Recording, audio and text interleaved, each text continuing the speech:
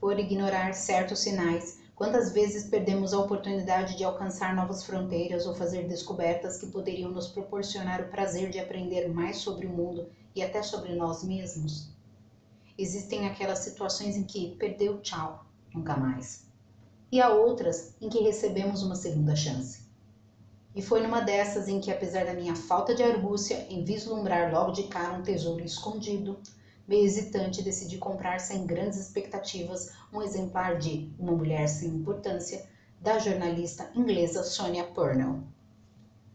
Por mais que na capa o subtítulo A História Secreta da Espiã Americana Mais Perigosa da Segunda Guerra Mundial sugerisse o que vinha a seguir, a indústria do cinema teve o dom de estragar a mulher espiã no meu imaginário. Via de regra, são femme fatale usando do sex appeal no ambiente típico da espionagem. Tensão, conspiração, riscos. Naturalmente, fiquei com o pé atrás, pensando, lá vem um treco tipo a espiã do Paul Verhoeven. Mas Virginia Hall, a mulher cuja vida o livro escrutina, é a heroína em sentido estrito. Ela se sacrifica pelo outro, tem senso de dever e honra. Não há estrelismo, desejo de protagonismo, exposição ao perigo por pura diversão. Ela entende o que é liberdade e amar um país. Os inimigos combatidos por Virginia eram os mais mortais. A conduta dela, mais ousada do que muita fantasia de filmes de ficção de Hollywood. Ela seguiu em frente mesmo quando tudo parecia perdido. O universo impiedoso que a circundava talvez tenha inspirado Ian Fleming a criar James Bond, ainda que ela tenha chegado mais perto de ser o suprassumo da espionagem. Afinal, tão implacável e astuta quanto o ficcional 007, ela também entendia a necessidade de se misturar e manter distância de amigos e inimigos na mesma proporção. Enquanto qualquer malvada internacional conhecia Bond de nome, ela passava despercebida pelos inimigos. Enquanto Bond dirigia um chamativo Aston Martin, ela viajava de trem, bonde ou, apesar de sua deficiência, a pé. Enquanto o personagem de Ian Fleming parecia ter subido na vida até o topo sem percalços, Virginia precisou se esforçar para conseguir cada milímetro de reconhecimento e autoridade. Sua luta fez dela a figura que ela se tornou, aquela que sobreviveu, até mesmo prosperou, em uma vida clandestina que derrubou muitos aparentemente mais aptos àquele trabalho. Não é de se estranhar que o atual responsável pela agência britânica de inteligência, o MI6, tenha revelado que busca recrutas que não sejam escandalosos e exibidos, mas que tiveram de lutar para progredir na vida. Virginia era um ser humano com defeitos, medos e inseguranças, como todos nós. Talvez mais ainda, mas eles a ajudaram a compreender seus inimigos. Seus instintos a traíram apenas uma vez, com consequências catastróficas. Mas, na maior parte do tempo, porém, ela dominou seus demônios e ganhou a confiança e a admiração. Por fim, a gratidão de milhares nesta jornada. Quem conheceu Virginia nunca a esqueceu. Há quase 8 décadas, quando a atuação feminina em campo era restrita às atividades de suporte, ela comandou homens, passou os 6 anos da Segunda Guerra Mundial em território ocupado por amor à liberdade alheia, explodindo pontes e túneis, enganando os inimigos, negociando, formando alianças, socorrendo, resgatando, treinando, protegendo. A seguir, e com base na minha leitura de Uma Mulher Sem Importância, dividirei com você um resumo com impressões para que entenda por que Virginia Hall é uma mulher de fato extraordinária. Virginia nasce em 1906 numa família rica de Baltimore, Estados Unidos. No primeiro capítulo, vi uma jovem de espírito vanguardista que muito cedo mostrou que não era uma mocinha feita para casar. Bem jovem, demonstrou aptidão nata para a liderança, era confiante e ousada. Adorava caçar e cavalgar sem sela, interesses que nos anos 1920 eram predominantemente masculinos. Virginia queria estudar e ser diplomata. Contrariando a vontade da mãe, recebe a bênção do pai, que ao longo de 7 anos financia seus estudos em prestigiosas universidades nos Estados Unidos, França e Áustria. Além do inglês, Virginia falava francês, alemão, italiano, espanhol e russo. Durante quase 10 anos tenta a diplomacia. Por mais experiente e qualificada que fosse, por mais que tenha passado com louvor nos exames de admissão, não conseguia sair da função de secretária em algumas embaixadas americanas na Europa. continuou tentando ascender na carreira após se recuperar do trágico acidente ocorrido em 1933, quando, numa caçada na Turquia, caiu de uma cerca e disparou seu rifle acidentalmente no próprio pé. Incidente que a deixou dias entre a vida e a morte e que culminou na amputação de sua perna esquerda. Recuperada, tenta mais 2 vezes a admissão como diplomata e é recusada. De saco cheio do preconceito e da rejeição, demite-se e tenta buscar alguma ocupação no esforço de guerra em solo francês. Consegue uma função de motorista de ambulância dedicada ao resgate de soldados feridos nas batalhas que se seguiram à invasão alemã à região da Ardenas. Com a rendição do exército francês, Virginia é dispensada. Volta a Paris, pensando de lá ir até a Inglaterra tentar novas oportunidades. Enquanto compra passagem de trem, papeia animadamente com a atendente do guichê sobre suas aventuras, atraindo a atenção de um homem, George Bellows, agente do serviço secreto inglês. Bellows tinha um faro apurado para recrutas e resolve aproximar-se. Amistosamente, puxou o assunto e Virginia foi falando das peripécias na região da linha Maginot em 1940, quando dirigia uma ambulância para cima e para baixo, em meio a tiros e bombas. Ao se despedir da jovem audaciosa, Bellows entrega-lhe o telefone de um amigo em Londres que poderia ajudá-la a encontrar algum trabalho na cidade. O tal amigo era Nicholas Boddington, oficial sênior para a França independente de um novo e estranho serviço secreto britânico, o Special Operations Executive, ou SOE, cujo início de atividades foi aprovado por Churchill em 19 de julho de 1940, data em que Hitler faz um incômodo discurso sobre suas vitórias até ali. Churchill determinou que o SOE pusesse fogo na Europa por meio de ataques de sabotagem, subversão e espionagem. Queria que seus agentes inflamassem a resistência francesa para se insurgir contra os invasores nazistas, além de preparar o terreno para que as forças armadas inglesas pusessem os pés na Europa continental quando estivessem prontas. Era um tipo de força inglesa muito sui generis, que não seguia exatamente as regras, tanto que também era chamada de Baker Street Regulars. Havia muita expectativa de que essa força paramilitar fomentasse guerrilhas de resistência nos países ocupados pelos nazistas, mas ninguém ali sabia como fazer. Havia ainda dificuldade de recrutar e manter pessoas. Muitos, quando entendiam que o serviço em si era risco de morte de fio a pavio, desertavam. Em julho de 1941, a seção F, divisão do SOE, dedicada à França, só tinha 10 pessoas em treinamento, uma delas Virginia, a única mulher. Durante o processo seletivo, os recrutadores do SOE entenderam que a experiência de Virginia no serviço diplomático, os 5 idiomas que falava e sua atuação na linha Maginot a habilitavam para desempenhar o papel de espiã. Admitida no serviço, ela recebe treinamento em armas, comunicação, segurança e atividades de resistência, partindo em 23 de agosto de 1941 para Vichy, capital da França não ocupada, para ser correspondente do New York Post, uma cobertura de suas atividades de agente do SOE. Fica ali um mês fazendo reportagens e por meio delas passou muitas informações aos ingleses sobre a situação na França. Graças ao intriguista Marechal Pétain, o moral da população da cidade estava baixíssimo. Ninguém tinha coragem de criticar um herói da Primeira Guerra Mundial, apesar da desprezível subserviência a Hitler, e muito menos de se revoltar contra o invasor nazista, com oficiais da Gestapo, a polícia secreta do Estado nazista, a paisana por toda parte. Até ler Uma Mulher Sem Importância, meu conhecimento sobre o Marechal Pétain e o regime de Vichy era muito pobre. A palavra colaboracionismo, frequentemente usada para descrevê-lo, não dá de maneira alguma sua real dimensão. Pior que permitir que metade da França se transformasse em um estado fantoche nazista, Pétain permitiu que as autoridades francesas combatessem os próprios compatriotas como se fossem eles os inimigos. Com a bênção de Pétain, a polícia fez coisas repugnantes como desde entregar centenas de prisioneiros que atuavam na resistência aos nazistas para o fuzilamento, ao ato hediondo de guilhotinar seus concidadãos. Vichy controlou a imprensa francesa para que disseminasse na população um sentimento de oposição anglo-americana por meio de uma narrativa que a colocava no mesmo patamar de ameaça dos comunistas russos de Stalin. Essa mesma imprensa dizia dia e noite que Londres foi destruída por um bombardeio e que a invasão nazista ali era iminente. O ministro da Informação francês, Paul Marion, promoveu a censura e obrigou a disseminação de propaganda para garantir uma realidade ficcional coerente e a uniformidade de opinião contra a democracia e seus apoiadores judeus. No regime de Vichy, negar e divergir era considerado traição.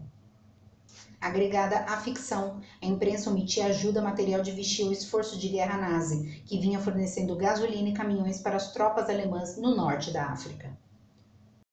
De Vichy, Virginia seguiu para Lyon, onde uma pequena resistência estava se formando. Ali, ela tende a atuar clandestinamente, já que o ataque a Pearl Harbor botou os americanos na guerra, convertendo seus cidadãos em inimigos do Reich. Virginia mal se instala em Lyon e já se vê diante de um infeliz revés. Um dos agentes do SOE na cidade comete um erro de amador que permitiu à polícia conceber uma emboscada na qual capturou quase todos os agentes ali lotados, uma tragédia para o então incipiente serviço. A seção F tinha pessoas muito entusiasmadas com a missão e que não sabiam como atuar na clandestinidade, uma combinação fatal. Apenas 4 agentes, Virginia entre eles, escaparam da cilada. Se no mundo da espionagem, o sexo e os jogos de sedução são parte das ferramentas de trabalho, na guerra é um vale-tudo de vida e morte. A inexperiência no campo e a ingenuidade não eram os únicos dos males. A soberba, a vaidade e a promiscuidade também eram fontes de percalços na missão. Graças às rameladas de um tonto que não podia ver um rabo de saia, um espião alemão, atuando como uma charmosa e sexualmente audaciosa agente dupla, passou meses levantando a rede de agentes do SOE no sul da França. Como o time da seção F estava sem operador de rádio e as comunicações com Baker Street ficaram restritas a um malote diplomático acessível somente por Virginia na embaixada americana, a gata francesa aproximou-se do ramelão agente Lucas do SOE, dizendo que tinha um transmissor disponível. Encantado com o charme e beleza da moça, o imbecil se deixou seduzir e baixou a guarda, permitindo que ela e seu amante, Hugo Bleicher, se infiltrassem nesta rede conduzida por Virginia. Pense aí, meu ouvinte, um cabra desse tem que ser muito burro. Do nada, aparece uma mulher bonita facilitando para o seu lado e com um radiotransmissor debaixo do sovaco, artigo de luxo em tempos de guerra. Um rádio que ainda por cima vem com um operador treinado. Não é um espetáculo? Tá, mas e o fato de o cara que manja dos Paranauê ser um oficial alemão? Ah, mas ele diz que odeia Hitler. Olha, sem comentários. Hugo Bleicher era sargento da Abwehr, o serviço de inteligência militar alemão, e durante a guerra atuou na polícia secreta de campo, desempenhando o papel de infiltrar redes de resistência. Bleicher ganhou fácil a confiança dos incautos e passou a transmitir e receber mensagens de Londres, o que deu aos alemães muitas vantagens no perigoso jogo da guerra. Mas o agente Lucas, não contente em cometer um erro, queria se superar nele, ao ponto de transformá-lo numa completa catástrofe. Em vez de rapidamente informar Virginia que a Gestapo e a Abwehr sabiam da existência de um importante agente do SOE em Lyon, cuja cabeça estava a prêmio, ele teve a brilhante ideia de converter a amante em uma agente tripla e preparar seu embarque para a Inglaterra. Ben Calburn, um agente novato do SOE, assim que percebeu a cilada, passou 5 dias viajando sem dormir, enfrentando todo tipo de perigo, para mandar um telegrama a Londres avisando da furada e, na sequência, correu até Virginia para alertá-la do perigo. No encontro com Calburn, Virginia entende o tamanho do perigo e mesmo assim decide permanecer na França, continuando a coletar informações sobre a situação política, o uso de aeronaves falsas de madeira para enganar o reconhecimento aéreo britânico, a identidade dos movimentos de regimentos alemães, as facções combatentes dentro da resistência francesa, as tocaias de atiradores nos telhados de Paris e as listas de possíveis locais para futuros ataques de sabotagem. Com sangue frio, conseguiu obter e passar a Londres informações secretas das relações entre o governo de Vichy, o vice de Hitler, Hermann Göring, e o genro de Mussolini, Conde Ciano. Os livros que se debruçam sobre as guerras e colocam sob lupa personagens como Virginia nem sempre escancaram a sabotagem que enfrentaram não dos inimigos, mas dos próprios correligionários. Na seção F, havia espiões que nutriam uma raiva simplesmente cretina de Virginia por seus feitos e coragem. O superior de Virginia na França tinha tanta inveja dela que passou meses enganando os chefões de Baker Street ao reportar como seus feitos notáveis de recrutamento e mobilização de resistentes. Os chefões, animados com as perspectivas, mandavam-lhes fábulas de dinheiro para expandir as operações. A verdade era que não tinha feito nada. Inconformado com a capacidade de ação daquela mulher que na hierarquia do SOE era uma mera oficial de ligação, isto é, uma civil sem posição de comando. Havia um outro animal que a difamava por puro despeito, dizendo que era promíscua. No livro também aprendi que nos 18 primeiros meses na França, que a coragem, a boa vontade e o compromisso firme de Virginia não eram suficientes para promover avanços consistentes dos britânicos na formação e suporte de uma resistência. Faltava de tudo: experiência no planejamento e execução das ações, pessoas qualificadas e uma rede de comunicação. No livro, viu que o isolamento, o estresse, a pressão e o medo fazem com o comportamento e a personalidade dos agentes. O humor muda, dando espaço para a rispidez e impaciência, elementos corrosivos da unidade nas estruturas em que o trabalho se dá mais pela cooperação que pela hierarquia. Virginia tinha responsabilidades de chefe, mas não podia mandar. E se não podia mandar, não podia cobrar obediência. Na missão não havia uma cadeia de comando clara, para piorar. À medida em que o tempo passava e os atritos se intensificavam, ficavam uns reclamando dos outros via telegrama para Baker Street. Adicionalmente, uma combinação de imprudência, imperícia e pura bravata contribuía para agravar os riscos de Virginia e das redes que com sacrifício se formavam. Vários recrutados envolviam-se com muitas mulheres, davam bandeira e contavam vantagem, num contexto de espiões por toda parte e oficiais nazistas à paisana frios e pacientes esperando o melhor momento para dar o bote. Apesar de todos os riscos, perigos e problemas, Virginia não parava. Fazia meses que se sentia incomodada com os companheiros de missão presos nas masmorras de Perpignan por culpa do vacilão do agente Lucas e vinha estudando meios de organizar uma fuga potencialmente bem-sucedida. A sorte lhe sorri quando os homens são transferidos para uma cadeia de menor segurança, um campo prisional chamado Malzac.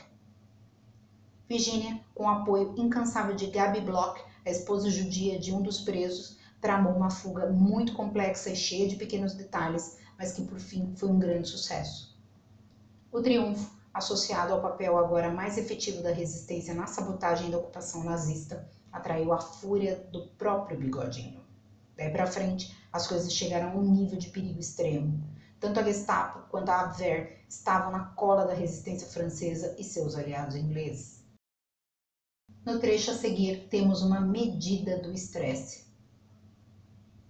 A ousada fuga dos terroristas de Virginia em Malzac causou alvoroço no alto comando nazista e levou Hitler a desencadear uma repressão brutal na França.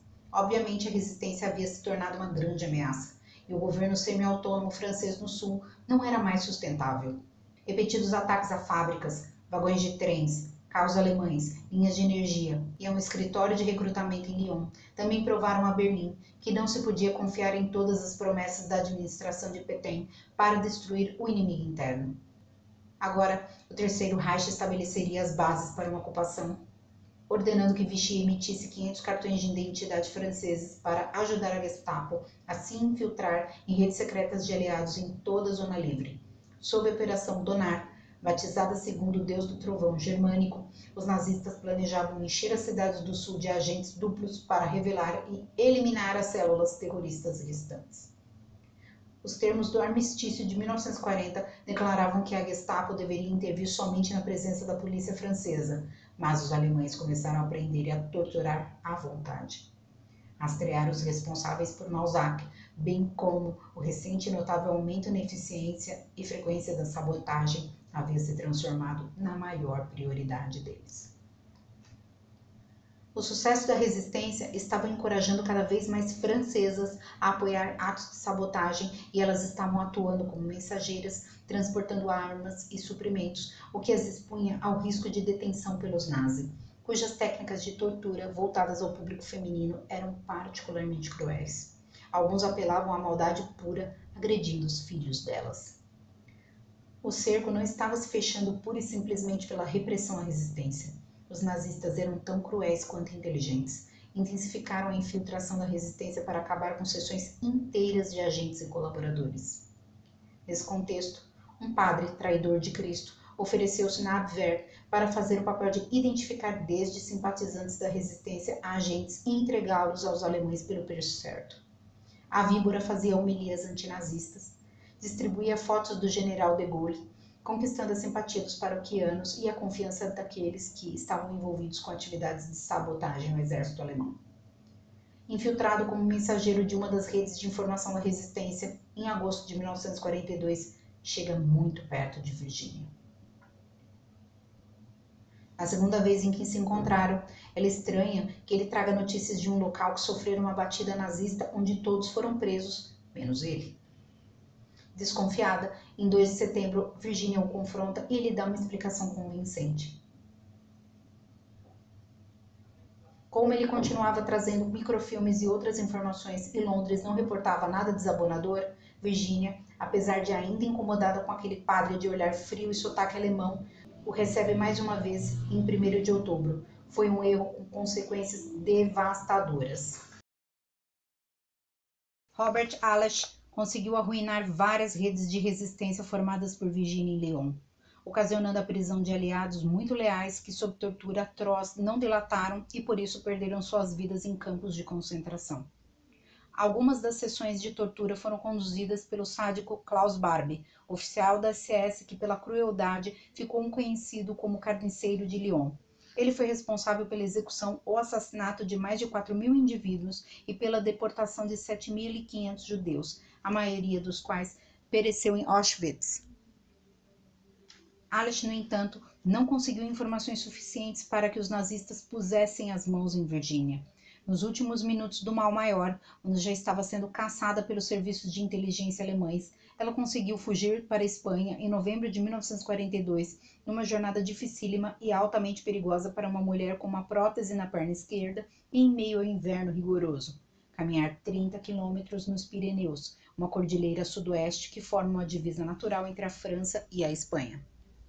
Como Alash conseguiu tudo o que queria em Lyon, dinheiro, os bens valiosos dos colaboradores importantes da resistência e os poucos que sabiam de suas atividades enquanto agente duplo ou estavam presos ou mortos, rumou para a Normandia para continuar desempenhando seu papel mortífero. Terminada a guerra, foi preso, julgado e condenado à morte, sendo fuzilado em 25 de janeiro de 1949. Virginia chega a Londres em 19 de janeiro de 1943, recebendo o reconhecimento tão merecido. Ela sobreviveu em campo mais tempo que qualquer outro agente sem ser presa, manteve o disfarce de jornalista enquanto criava várias redes de sabotagem, resgatara inúmeros oficiais, trouxera informações de alto nível e mantivera as atividades do SOE em meio ao tumulto. Praticamente sozinha, impôs disciplina e deu esperança para que a resistência fosse em frente. Somado a isso, havia a garra na fuga difícil e arriscada. Apesar de todos os feitos notáveis, o SOE não a autorizou a regressar à França como tanto desejava, porque estava sendo caçada pelos alemães. Por meio de informações obtidas com Robert Alash, a Gestapo e a Abwehr sabiam quem era e como era a Maria Manca que eles tanto queriam prender. Virginia permanece em Londres por alguns meses prestando apoio administrativo e fazendo curso de operadora de rádio, enquanto maquina como voltará à França. Até que reencontra um amigo americano que está atuando na recém-criada OSS, versão gringa do SOE, que mais tarde deu origem à CIA. Os americanos não viam impedimento algum em colocar Virginia de volta na França, desde que com alguns cuidados extra. Por meio da expertise hollywoodiana em disfarce e maquiagem, transformaram a ativa Virginia, uma velha camponesa francesa, e a puseram de volta na filha predileta em 1944, quando o bicho estava pegando ao cubo no lugar. Ela não perdeu tempo e trabalhou freneticamente organizando ações de sabotagem, transmissões de rádio e coletas de informações estratégicas sobre a movimentação das tropas alemãs e a localização de depósitos de armas aos aliados, além de fornecer suprimentos e treinamento aos combatentes, trabalho que se intensificou poucas semanas antes do dia D e que se estendeu por meses. Sob disfarce da véia manca, Virginia vendeu leite e queijos a soldados e oficiais nazistas, que, sem desconfiar que a senhorinha pudesse entender o que falavam, discutiam em sua presença os planos de movimentação das tropas alemãs, informações que Virginia repassou ao SOI e que foram de grande utilidade no planejamento e execução do dia D. Graças a ela, 8 divisões do exército alemão foram impedidas de chegar próximo aos pontos de desembarque na Normandia. Terminada a guerra, o serviço secreto inglês reconheceu que sem os talentos de Virginia, a resistência francesa dificilmente teria conseguido ser tão efetiva, mas que as suas atividades encurtaram a Segunda Guerra Mundial em pelo menos 9 meses. O dia D, como sabemos, foi o ponto de virada na guerra em favor dos aliados. Em reação, a violência nazista atingiu impensáveis níveis de bestialidade. Agora eles queimavam vilas, matavam civis a esmo. Na resistência, o trabalho já era difícil pela circunstância. Mas pessoas são pessoas, e dentro do movimento que deveria estar unido para libertar a França,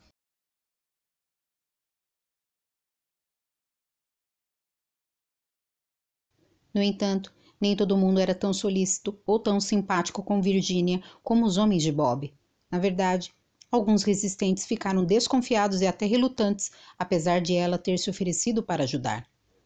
A resistência na França estava mais faccionária do que nunca, levada por combates entre personalidades e alianças políticas, principalmente entre gaullistas e comunistas, que se ressentiam da influência cada vez maior e da visão conservadora dele. Virginia tomava cuidado de nunca discutir política e, como uma verdadeira agente, ela se oferecia para trabalhar com qualquer pessoa que a ajudasse a derrotar nazistas, incluindo os comunistas da FTPF, porque os considerava corajosos e eficientes. Virginia se esforçou para unir tribos adversárias, mas normalmente era impossível, e nenhum deles gostava do fato de ela atuar com suas facções rivais. Estavam mais acostumados a colocar a recompensa pela cabeça uns dos outros, enquanto havia aqueles que se dedicavam a matanças por vingança e a julgamentos sumários contra colaboradores suspeitos. O líder da resistência na região onde Virginia estava atuando em junho de 44, Pierre Fayolle, contestava sua autoridade e ordens, apesar de pegar tudo que ela oferecia: dinheiro, armas, treinamento, comida, remédios, combustível. Meses depois recobrou o bom senso e tornou-se um grande admirador dela.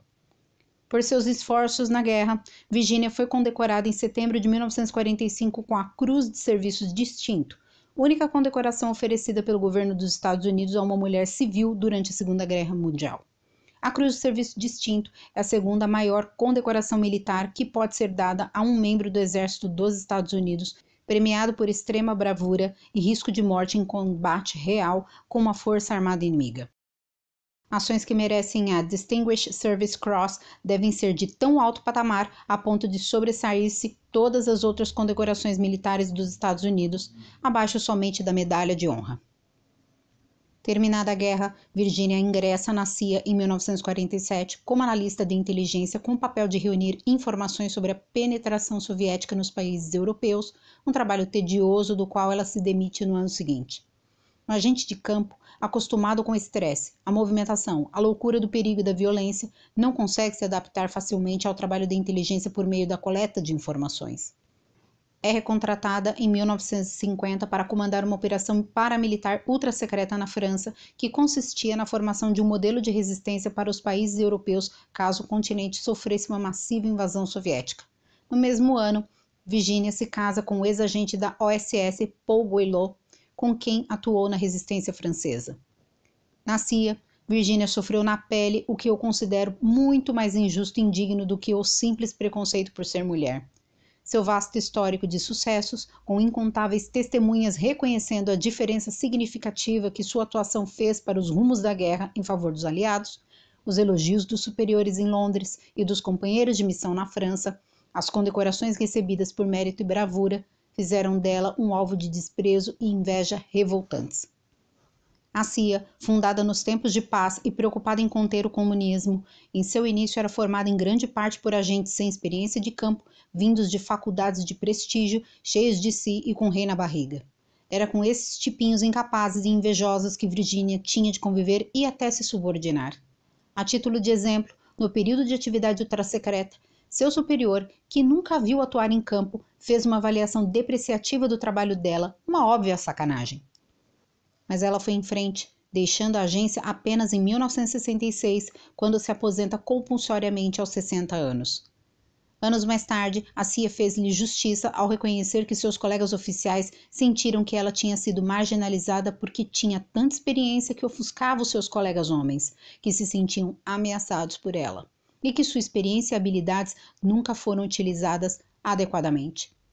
Aposentados, Virginia e Paul mudam-se para uma fazenda em Barnesville, no estado americano de Maryland, onde vivem até a morte dela em 8 de julho de 1982, aos 76 anos. Virginia Hall, a heroína improvável, me ensinou que o destino inescapável de uma vida vai encontrar os meios de se realizar, independente das pedras, inveja, desprezo, de incontáveis nãos, até de uma perna amputada. Ela me mostrou que o senso do dever cumprido, de estender a mão, mesmo que esse gesto altruísta possa te custar tudo, tem mais a ver com o que fiz, o que precisava ser feito, do que receber algo em troca.